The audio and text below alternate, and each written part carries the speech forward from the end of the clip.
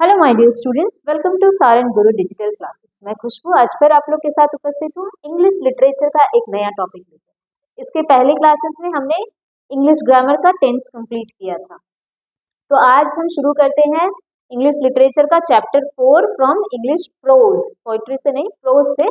और चैप्टर 4 आप सबको पता ही है क्या है, what is wrong with Indian films, written by Satyajit Ray. Okay, so आज हम इंडियन फिल्म्स में तो सबको इंटरेस्ट है ही, मैं जानती हूँ आप सबको बड़ा मजा आता होगा मूवीज देखकर। लेकिन क्या आपने कभी नोटिस किया है कि जो आप आज की मूवीज देखते हो और जो पहले की मूवीज थी सब एक तरह की ही लगती हो? नहीं, बहुत सारा चेंजेस आ चुका है। जो हम पहले की मूवीज देखते थे, जो सबसे पहले मूवीज बनती थी, पहली मूवी जो बनी थी उसमें तो साउंड भी नहीं था। उसके बाद मूवीज आई तो उसमें साउंड आया, फिर पर्दे पर आया। पहले जो मूवीज आती थी वो क्या आप सिनेमा घरों में जाकर देख पाते थे? नहीं। सो धीरे धीरे धीरे धीरे जो बहुत सारे चेंजेस थे वो आए।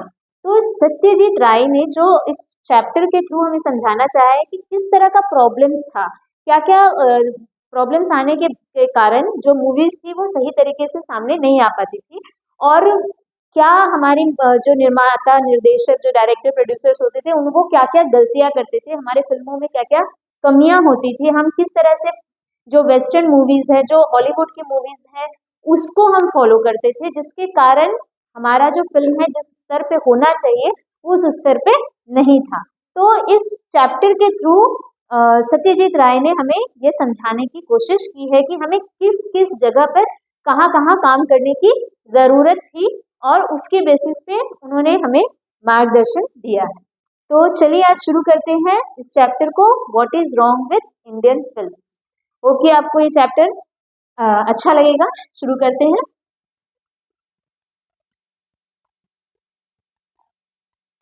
तो आप यहाँ देख रहे हैं किसके बारे में मैंने बताया है, हमारे जो राइटर है इस चैप्टर के, कौन है? सत्यजीत राय। ये उनकी पिक्चर है जिसको आप देखकर समझ सकते हैं कि कौन है। सो यहाँ पे क्रिटिकल एनालिसिस दिया हुआ है, इस क्या क्या जो प्रॉब्लम्स थी, क्या किस तरह से क्रिटिकली उन्होंने इस चैप्टर को एनालाइज करके हमारे सामने रखा है, उसको देखते हैं।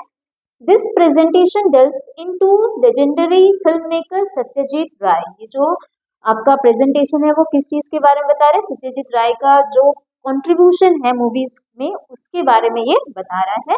Seminal essay what is wrong with Indian films, we will explore his incisive critique, ठीक है, incisive critique of the prevailing trends in Indian cinema during his time.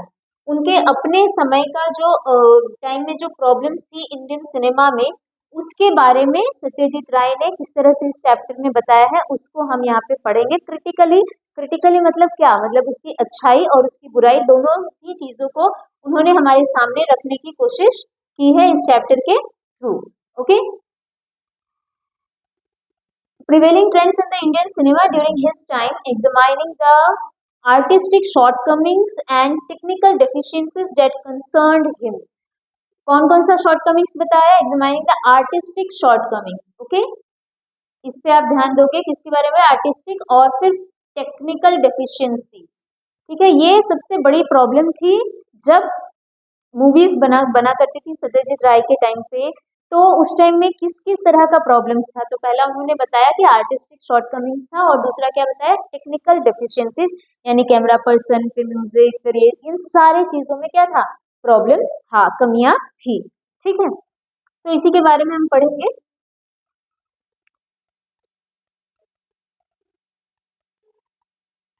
सो पहले हम अबाउट द ऑथर, ऑथर के बारे में पढ़ लेते हैं। ऑथर को आपने देख ही लिया भाई, ये आपका पिक्चर उनके लिए मैंने लगा दिया है यहाँ पे। कौन है author? Satyajit Ray. So Satyajit Ray, when he was born on May 2nd। Okay, कब उनका जन्म हुआ था? May 2nd 1921 to 1992। तब तक इन्होंने यहाँ पे 1992 में इनका डेथ हुआ। was a world famous Indian filmmaker, was he world famous Indian filmmaker, writer and composer, writer भी थे और कंपोजर भी थे। known for his realistic style and humanistic themes, किस चीज के लिए वो जाने जाते थे?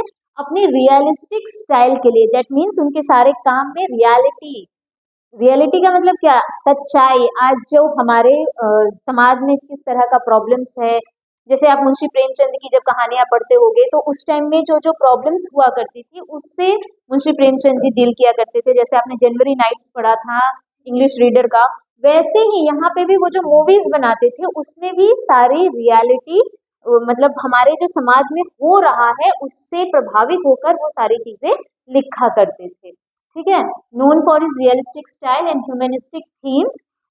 And what are the awards that he got, कौन कौन सा अवार्ड इनको मिला था? अवार्डेड भारत रत्न, सबसे जो हाईएस्ट सिविलियन अवार्ड है। ठीक है, कौन सा है highest civilian award? Bharat Ratna, India's highest civilian award उनको मिला था। और उन्होंने कौन कौन सी मूवीज डायरेक्ट की थी? Directed classics like the Appu trilogy and best known for, और कौन कौन सा चीजों के लिए वो जाने जाते, कौन कौन सी मूवीज थी? पाथिर पांचाली, अपराजितो, चारुलता एंड शतरंज के खिलाड़ी। These are the movies, these are the works which has been done by whom? By Satyajit राय।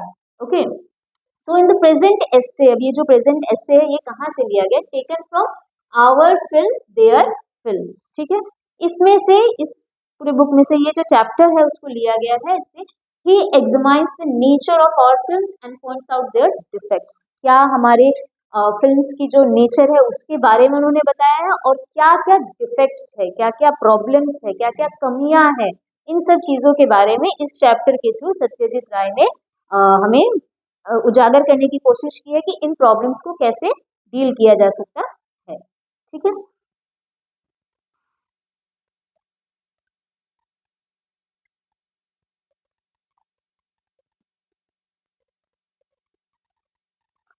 तो विजनरी बियॉन्ड एंड कंपेयर, क्या क्या कंपैरिजन हुआ, सत्यजीत राय क्या विजन रखते थे, क्या उनके देखने का नजरिया था, उसके बारे में थोड़ा हम पढ़ लेते हैं तो हमें और अच्छे से चैप्टर का जो मेन पॉइंट्स है वो क्लियर हो जाएगा।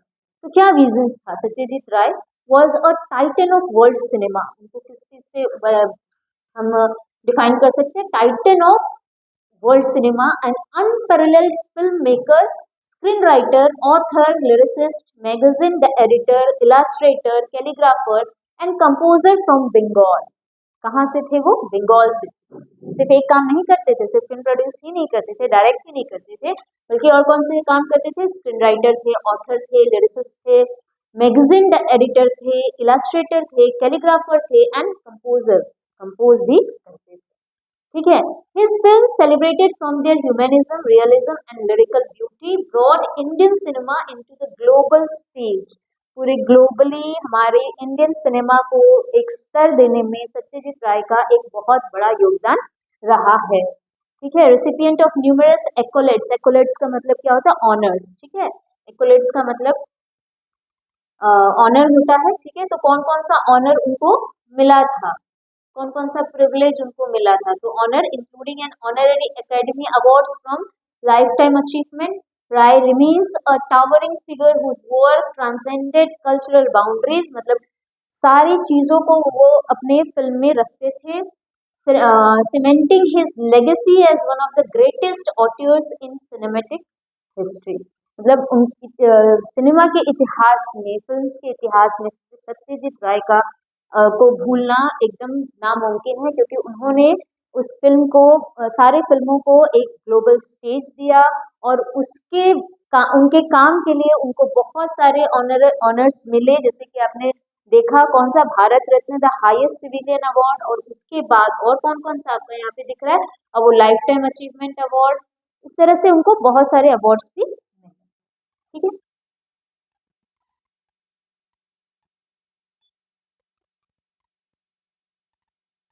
so let's read the summary of what is wrong with Indian films. इस समरी से ही आपको समझ आ जाएगा कि ये पूरा चैप्टर जो है वो किस तरह से डील कर रहा है। ठीक है, तो इस चैप्टर में क्या क्या चीजें हैं उसको हम पढ़ लेते हैं ताकि आपको ये चैप्टर पूरी तरह से क्लियर हो जाए। So the chapter "What is Wrong with Indian Films" by Satyajit Ray begins with the author discussing how Indian films have evolved throughout time and challenges they have faced. किससे begin हो रहा है? कि कैसे हमारा जो मूवीज था, जो फिल्म्स था, वो चलता था और कौन कौन से चैलेंजेस थे।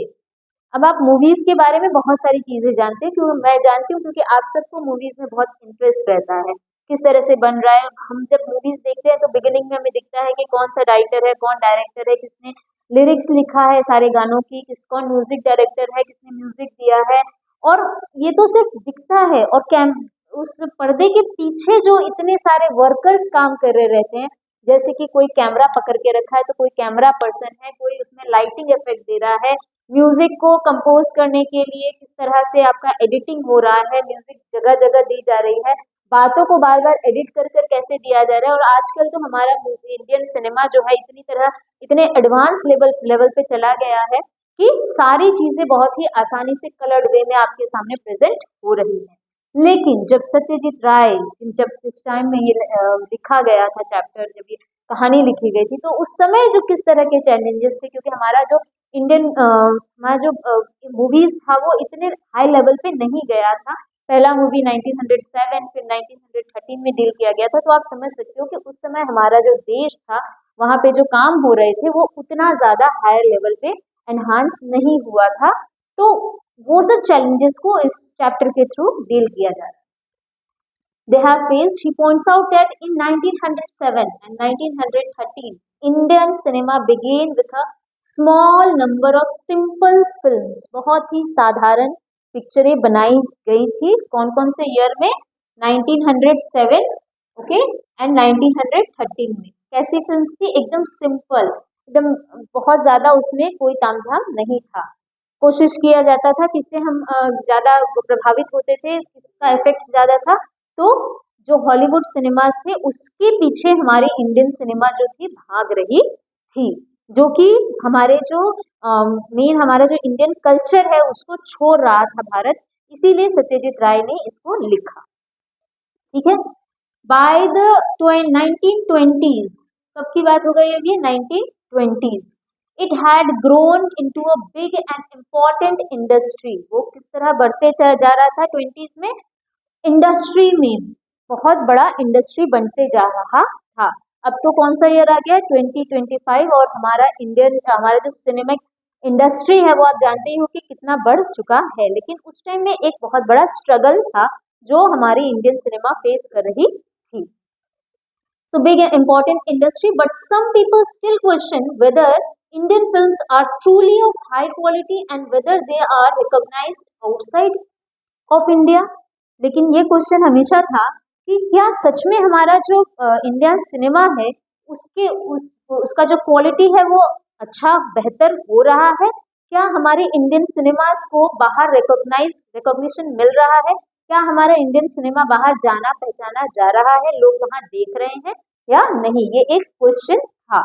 ठीक है, this was the question. So, but some people still question whether Indian films are truly of high quality and whether they are recognized outside of India, despite the country producing a large number of them each year. The author believes that when Indian filmmakers try to copy the idea behind and the production of Hollywood films, Indian films lose their own uniqueness and quality that would set them apart. तो अब क्या बताया? अब यहाँ पे ही हमारे author ने किस चीज के बारे में बताया जो सबसे बड़ा लूपहोल था? Hollywood films, Indian film lose their own uniqueness. क्यों? Because they are copying the idea. किसको कॉपी कर रहे थे? किसके आइडियाज को कॉपी कर रहे थे? हॉलीवुड फिल्म्स की आइडियाज को कॉपी करने के पीछे लगे हुए थे। हॉलीवुड फिल्म्स मेकर हमारे आइडियाज को कॉपी नहीं करते थे, वो अपने थीम, अपने कल्चर को शो करते थे। लेकिन इंडियन फिल्म्स में क्या प्रॉब्लम आ रहा था? इंडियन फिल्म्स में यही प्रॉब्लम आ रहा था कि हमारे जो फिल्म मेकर्स थे वो किसको कॉपी कर रहे थे? हॉलीवुड फिल्म्स को, जिससे इसका जो यूनिकनेस था, हमारे कल्चर का जो यूनिकनेस है, आज भी जो बाहर से लोग आते हैं, जो वेस्टर्नर्स आते हैं, वो हमारे कल्चर को फॉलो करना चाहते हैं। लेकिन हम किन के पीछे भाग रहे थे? हम उन वेस्टर्नर्स के पीछे भाग रहे थे, हम उस हॉलीवुड के पीछे भाग रहे थे, जिससे हमारी जो फिल्म की सुंदरता थी, वो ब्यूटी जो हमारे फिल्म की थी, वो क्या हो रही थी? वो धीरे धीरे खत्म होती जा रही थी। इस पे सत्यजीत राय ने फोकस किया और बताने की कोशिश की कि हमें ऐसा करना नहीं चाहिए। He believes that instead of just attempting to look fancy like Hollywood, किसकी तरह भाई? look fancy like Hollywood, Indian cinema should focus on being imaginative and genuine। किस चीज के बारे में बताया? being imaginative and genuine while showcasing Indian's true culture। भारतीय संस्कृति के जो कल्चर, जो एकदम ट्रू कल्चर है, उसको दिखाना बहुत जरूरी था, इन स्पाइट ऑफ किसके पीछे भागने से, किसकी फैंसीनेस के, फैंसी लाइक हॉलीवुड, इसके पीछे बिल्कुल भागने की जरूरत नहीं थी। और क्या बनना है इंडियन फिल्म मेकर्स को, तो इमेजिनेटिव, काल्पनिकता इतनी ज्यादा बढ़नी चाहिए, और जेन्युइन जो शोकेस, क्या शोकेस करना चाहिए, भारतीय संस्कृति के जो मूल आधार है, हमारा जो कल्चर है, हमारे जो आसपास हो रहा है, उस चीज को एक काल्पनिक रूप में जब अच्छी तरह से वो दिया जाएगा, हमारे इंडियन सिनेमा में डाला जाएगा, तो इसकी जो यूनिकनेस है वो बढ़ जाएगी, इसकी जो ब्यूटी है वो बढ़ जाएगी। इसके बारे में सत्यजीत राय ने बताया। ठीक है, the author also states that rather than copying Hollywood style of filming and story lines, Indian film should draw inspirations and take references from our own country. देखो कहाँ फोकस करने के लिए बोला, हमारे हमारे अपने ही देश में इतनी सारी सभ्यताएं हैं, इतनी सारी संस्कृति है, इतने सारे प्रॉब्लम्स है, इतने सारे अच्छाइयाँ हैं, उन सारे चीजों को बताने के का पे फोकस डालने के लिए सत्यजीत राय ने कहा, ना कि किसके पीछे भागने के लिए, copying Hollywood style of filming and story lines, इन सारी चीजों के पीछे भागने के लिए मना किया गया। ज्यादातर जो हमारी मूवीज होती थी पहले क्या करते थे, जो हमारे राइटर प्रोड्यूसर्स होते थे, जो इंग्लिश लिटरेचर जो हमारा शेक्सपियर ने लिखा हो या किसी ड्रामेटिक उसमें लिखा गया हो, उस पे उसको पढ़कर और हमारे इंडिया में उसको दिखाने की कोशिश करते थे। तो हमारा देश उसको देखना नहीं चाहता था, क्योंकि हमारी संस्कृति और वेस्टर्न पाश्चात्य लोगों की जो संस्कृति है उसमें जमीन आसमान का अंतर है। तो जो लोग थे वो सोचते थे कि हमारे देश के बच्चे बिगड़ जाएंगे उन सारी चीजों को सीख, तो यहाँ पे, और इसलिए उसमें ज्यादा इंटरेस्ट नहीं दिखाना चाहते थे। इसलिए सत्यजीत राय ने क्या बताया कि हमें अपने संस्कृति को दिखाने की कोशिश करनी चाहिए, और बाहर भी जब हमारा संस्कृति लोगों को दिखेगा तो वो उससे इंस्पायर होंगे, ना कि हमें दूसरों की संस्कृति को अपने फिल्म में लाने की जरूरत है। ठीक है, including the customs and traditions, अभी जैसे मैंने आपको संस्कृति के बारे में बताया। The author also criticizes, और किस चीज के बारे में बताया, the fact that while some Indian films are genuinely well made, कुछ इंडियन फिल्म्स बहुत अच्छे बनते थे, ठीक है, लेकिन and show India's deep rooted history, Bharat की हिस्ट्री मतलब इतिहास के बारे में भी बताते थे, traditions and cultures. Most of the popular and well-known films are based on making money from the movies rather than being unique and artistic in their own right. लेकिन कुछ तो बहुत अच्छे होते थे, लेकिन कुछ सिर्फ पैसे कमाने के लिए कॉपी कर कर कर और उसकी रियलिटी को, जो उस हमारे देश का जो बेस है, उस चीज को नहीं दिखाते थे और सिर्फ पैसे कमाने के चक्कर में रह जाते थे। तो this is the summary of this chapter, what is wrong with Indian films. इसमें भी और बाकी है, हम वो भी देख लेते हैं।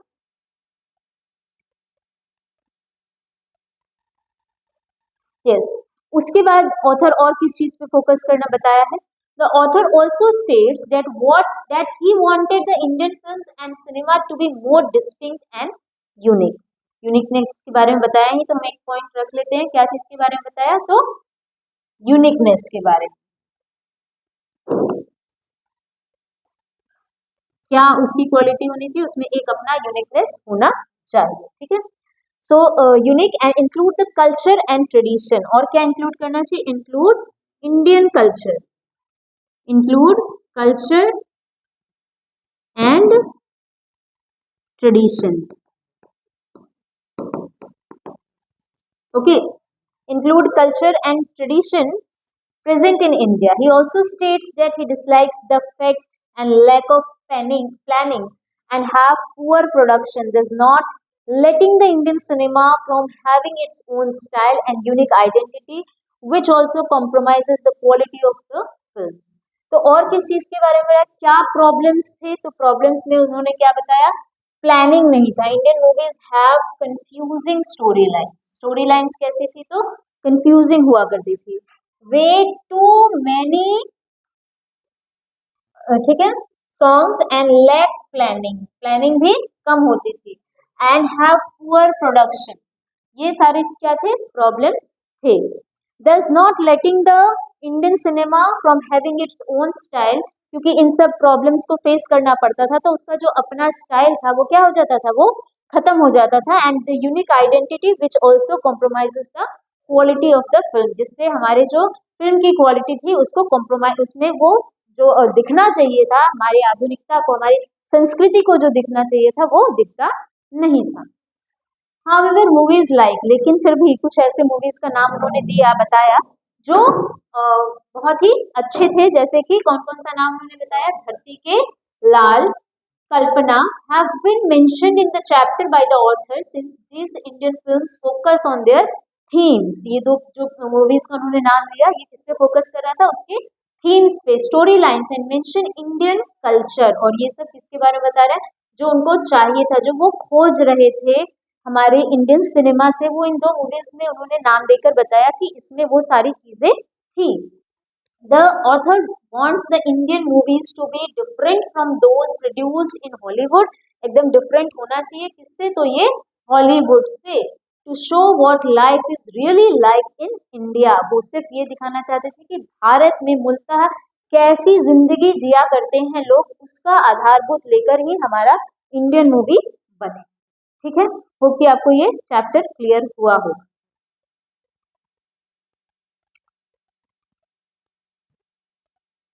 तो अब यहाँ आ गया कि क्या क्या प्रॉब्लम्स थे, उसको यहाँ पे फोकस कर दिया गया, मैंने पॉइंट वाइज आपको यहाँ पे दे दिया है कि क्या क्या प्रॉब्लम्स थे जो इंडियन सिनेमा में देखा था किसने, सत्यजीत राय ने। तो वो क्या क्या थे, तो लैक ऑफ ओरिजिनलिटी, सबसे पहला पॉइंट क्या हो गया, लैक ऑफ ओरिजिनलिटी। ओरिजिनलिटी जो होनी चाहिए थी, जो वो चीज नहीं थी। क्या बताया, Ray believed Indian films frequently suffered from uninspired story lines, often derivative of western cinema or relying on tired tropes।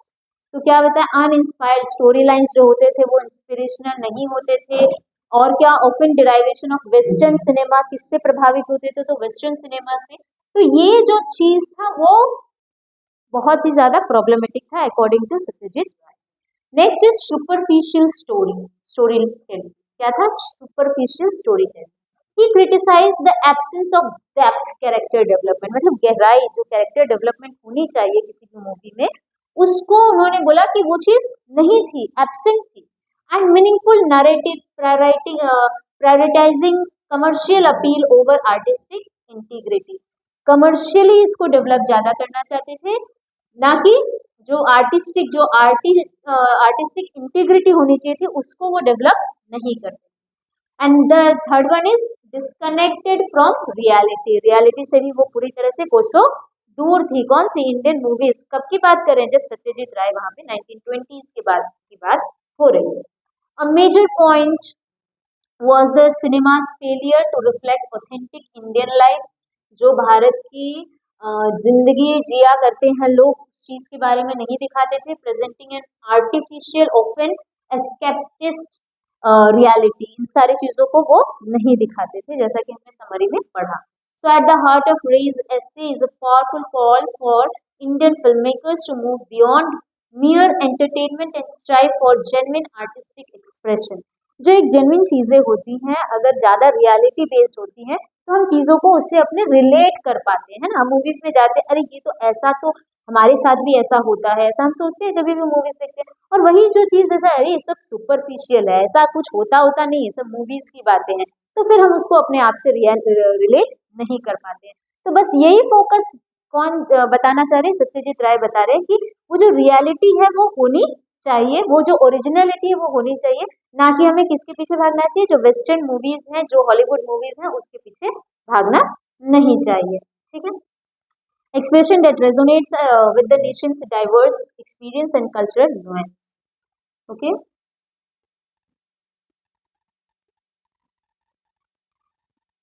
Next technical hurdles. जो टेक्निकल हर्डल्स के बारे में सत्यजीत राय ने बताया कि किस तरह का टेक्निकल हर्डल्स था, तो सत्यजीत राय critic extended beyond narrative and theme to the technical executions of Indian films। He observed a significant lag technical proficiency compare to international standard. अगर हम अपने देश की बात करें, जब हम इंडियन मूवीज की बात करें, तो जो टेक्निकल डेफिशिएंसीज है वो एक हाई लेवल पे है as compare to Hollywood movies. उसमें देखते होंगे कि बहुत ज्यादा हर्डल्स और प्रॉब्लम्स फेस करना पड़ता है हमारे इंडियन मूवीज में, ठीक है।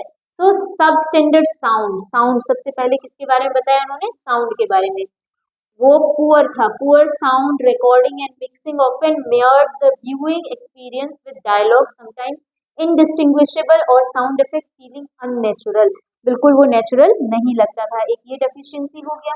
नेक्स्ट वीक सिनेमेटोग्राफी, दूसरा क्या बताया, weak cinematography. Many films lack sophisticated camera work, जो कैमरा वर्क होता है, जैसे मैंने आपको बताया कि पर्दे के पीछे बहुत सारे लोग काम कर रहे होते हैं, लेकिन उस टाइम में ये जो सिनेमेटोग्राफी हुआ करता था वो उतना इफेक्टिव नहीं था, वो उतने अच्छी तरीके से काम नहीं कर पाता था, कभी लाइट का प्रॉब्लम इशू हो जाता था और बहुत बार तो पैसों का भी प्रॉब्लम हो जाता, तो ये सारे प्रॉब्लम्स थे।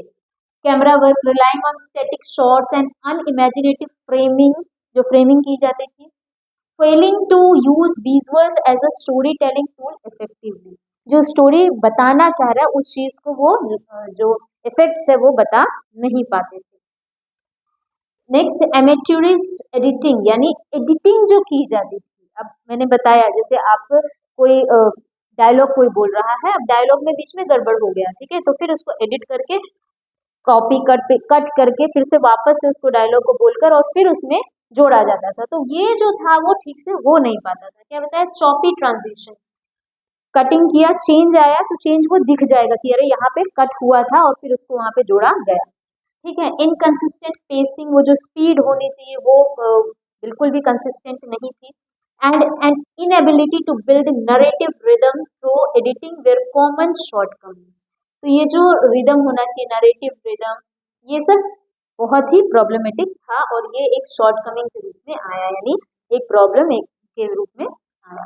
The lack of artistic direction, overall a perceived absence of cohesive artistic vision, जो आर्टिस्टिक विजन होना चाहिए, and the attention to detail in production design and mise en scene, ठीक है। तो ये जो चीजें होनी चाहिए, आर्टिस्टिक विजन होना चाहिए, attention to detail the production, मतलब क्या बताना चाह रहे हो उसका डिटेलिंग जो होना चाहिए, वो सारी चीजें जो थी वो क्लियर वे में नहीं जा पाती थी और ये भी एक प्रॉब्लम था। So Ray believed these technical deficiencies were not merely aesthetic flaws but fundamental barrier also, ये एक मौलिक बैरियर भी था, रुकावट भी थी, preventing Indian cinema, जो किस चीज से रोक रही थी इंडियन सिनेमा को, from achieving its full artistic potential on a global scale। ये सारी प्रॉब्लम्स के कारण वो जो ग्लोबल स्केल मिलना चाहिए था हमारे इंडियन सिनेमा को वो नहीं मिल पा रहा था, ठीक है। ओके, आपको यहाँ तक क्लियर हो गया होगा क्या क्या प्रॉब्लम्स थे। Next, Ray's vision authentic Indian cinema, क्या बताया उन्होंने विजन में, तो beyond critique Satyajit Ray articulated a powerful vision, उनका विजन क्या था, वो क्या चाहते थे वो देखिए, ये सब तो प्रॉब्लम्स हो गया, शॉर्टकमिंग्स हो गया, लेकिन वो क्या चाहते थे, वो चाहते थे रिफ्लेक्ट रियलिटी, वो चाहते थे कि हमारे जो इंडियन सिनेमा है उसमें रियलिटी हो, portray the genuine complexity struggles and beauty of everyday Indian life society and human relationship, तो क्या पोर्ट्रे करे हमारा इंडियन सिनेमा, एक जेन्युइन कॉम्प्लेक्सिटी को पोर्ट्रे करे, एक जेन्युइन कॉम्प्लेक्सिटीज को पोर्ट्रे करे, दिखाए, शो करे, struggle and beauty of everyday's Indian life, हमारा जो स्ट्रगल था उस टाइम पे, हमारा जो ब्यूटी है उसी स्ट्रगल में खुश रहने का, वो सारी चीजों को जो हमारे इंडियन सोसाइटी में प्रिवेल कर रहा था वो सारी चीजों को हमारा इंडियन सिनेमा शो करे, ठीक है। नेक्स्ट, कल्टिवेट ऑथेंटिसिटी, मतलब उसमें रियलिटी हो, ऑथेंटिक हो वो सारी चीजें, draw inspiration from indigenous stories, cultural nuances, and the rich tapestry of India's diverse tradition rather than imitation, ठीक है। imitation मतलब क्या, नकल, नकल छोड़कर जो हमारा जो मूलभूत आधार है, जो समाज में चल रहा है, जो हमारी संस्कृति है, उन सारी चीजों को मूवीज में डाला जाए। और third one, embrace artistic merit, जिसको हमने पहले पढ़ा कि भाई ये प्रॉब्लम था, तो prioritize compelling story telling, nuanced performance and sophisticated technical craftsmanship over commercial spectacles, that means वो जो टेक्निकल प्रॉब्लम्स थी, वो जो आर्टिस्टिकली जो जिस चीज को ठीक करना था, जो लोग उसमें रोल प्ले कर रहे हैं, वो सारी चीजों को बहुत ही सही तरीके से दिखाया जाए। अगर इन सब प्रॉब्लम से हमारा इंडियन सिनेमा डील कर लेगा तो हमारा जो मूवीज है वो ग्लोबल लेवल पे एक रिकॉग्निशन पा लेगा, ये इनका विजन था कि हमारा मूवी इस तरह से हो। हिज ओन फिल्मोग्राफी, उनके अपने बारे में, पर्टिकुलरली पाथेर पंचाली, इसके बारे में बताया, पाथेर पंचाली के बारे में बताया। आपने पढ़ा देखा भी होगा, इसका बुक भी था। And the Appu trilogy stands as testament to this vision, achieving universal acclaim through deeply rooted Indian narrative. अभी जो पाथर पंचाली है, जब इन्होंने इस फिल्म को डायरेक्ट किया था, तो इसमें भी इनको बहुत तरह तरह के प्रॉब्लम्स को फेस करना पड़ा था। जैसे कि कभी उनके पास पैसे कम हुआ करते थे, तो कभी उनको क्यों जब पैसे इकट्ठा हो जाएंगे तो सीजन बदल जाएगा, इस तरह से इनको बहुत सारे प्रॉब्लम्स फेस करने पड़े थे। लेकिन जब हम मूवी को देखेंगे तो ऐसा हमें कुछ पता नहीं चलेगा। इस तरह का उन्होंने फिल्म को क्रिएट किया था और पूरे इंडियन रूट से वो रिलेट कर रहा था वो मूवी। कौन सा? पाथेर पंचाली। और कौन सा? Appu trilogy. stands as testament to this vision, achieving universal acclaim through deeply rooted Indian narratives. इसके बारे में बताया है उन्होंने। ठीक है,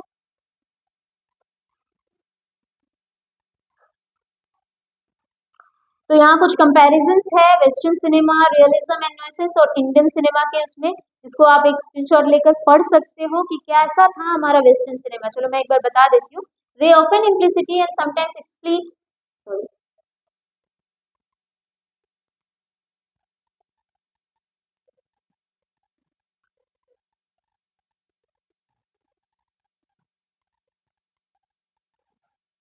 so they often implicitly and sometimes explicitly compared Indian cinema to the Western counterparts, particularly European new wave films and classic Hollywood. He admired their commitment to realism and social commentary. जो वो क्या admire करते थे western cinema में कि उसमें क्या होता था, रियलिज्म और न्यूसेंस, ये दोनों चीजें एकदम प्रेजेंट हुआ करती थी किसमें? वेस्टर्न सिनेमा में। लेकिन वही जब हम इंडियन सिनेमा में देखेंगे तो क्या था? फैंटेसी एंड स्पेक्टिकल, सिर्फ देखने के लिए। ये फैंटेसी वर्ल्ड जो होता है जिसमें किसी तरह की कोई रियलिटी नहीं होती है, ऐसा हो सकता है लेकिन हमारे जो इंडिया का जो रूट है उससे वो रिलेट नहीं कर रहा था। तो ये जो प्रॉब्लम थी ये उन्होंने बताने की कोशिश की है और इससे कंपेयर करके बताया है कि हमें रियलिटी की तरफ जाना चाहिए, हमारे इंडियन रूट की तरफ, कैसे जो कल्चर है, जो प्रॉब्लम्स है, जो स्ट्रगल्स है, उन सारी चीजों को हमारे इंडियन मूवीज में दिखाने की जरूरत है। इसके बारे में बताने की कोशिश की है।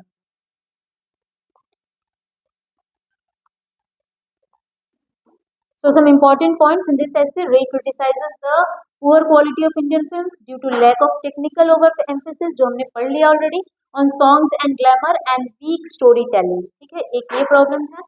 He stresses the need for realism, किस चीज के बारे में उन्होंने बताया, किस पे स्ट्रेस किया उन्होंने स्ट्रेस किया need for realism, creativity and the better training in film making. किसके बारे में बताया कि ट्रेनिंग देना चाहिए किसमें? फिल्म मेकिंग में।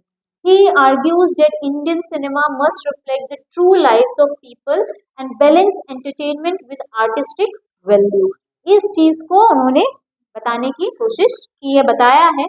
और आज जो हमारा इंडियन सिनेमा है कुछ हद तक उसने ये सारी चीजें अचीव भी कर ली है। जब हम इंडियन सिनेमा को पहले के सिनेमा से कंपेयर करेंगे तो इन सारी चीजों को उन्होंने अचीव भी कर लिया है।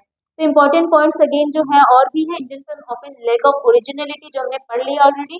क्या क्या मिला भाई? Lack of originality and creativity, too much focus on glamour songs and unrealistic plots, weak technical skills in direction, cinematography and editing, excessive commercialism damages artistic value, film should depict real life and social problems। क्या क्या दिखाना चाहिए भाई?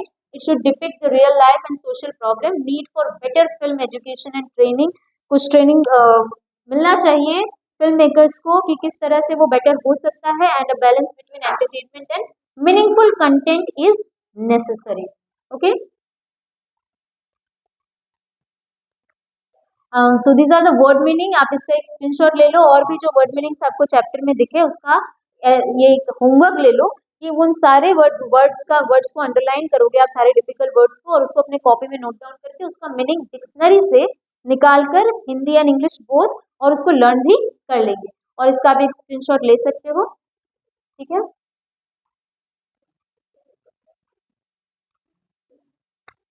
And the conclusion क्या है? Conclusion भाई, Satyajit Ray emphasizes that Indian films must rise above poor techniques and meaningless glamour. They should focus on realism, creativity, and social responsibility to gain the international respect. Okay, so ये रहा, ये पूरा जो था ये आपका था what is wrong with Indian films written by Satyajit Ray. इन्होंने कितनी ब्यूटीफुली हमें बताने की कोशिश की कि कैसे हमारे इंडियन सिनेमा को एक आधार मिल सकता है, क्या क्या चीजें वो देख सकते हैं। होप कि आपको ये चैप्टर क्लियर हो गया होगा और नेक्स्ट क्लास में हम इसका क्वेश्चन आंसर डिस्कस करेंगे। So thank you all, have a nice day.